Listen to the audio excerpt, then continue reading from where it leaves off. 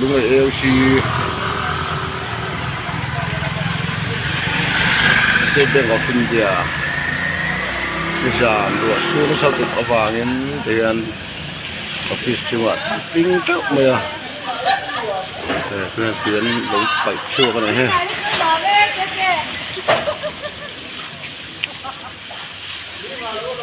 như vậy kabu tắm tắc hủ vô ba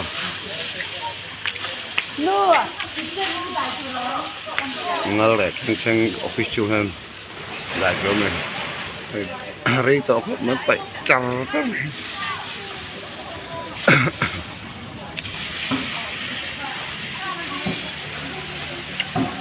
tôi không mà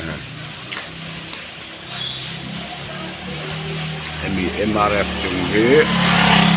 SB ok thật ya còn hóng nên tao xin tất kita sáng thì trong